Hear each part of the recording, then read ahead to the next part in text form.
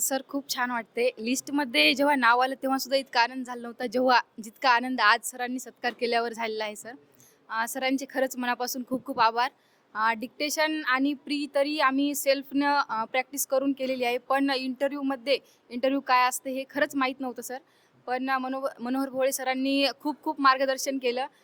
सरांनी दिवसभर आमचे इथे इंटरव्ह्यूज घेतले आणि सर्वांना इंटरव्ह्यू कसे असतात, काय असतात, त्यामध्ये काय प्रश्न विचारले जातात, सर्व समजावून सांगितलं. सर माझं नाव शीतल देवरे. मी थोरावा गावातली आहे. सर माझं प्राथमिक शिक्षण तर गावातच झालेलं आहे. त्यानंतर वसमत येथे माध्यमिक व उच्च माध्यमिक शिक्षण झालं.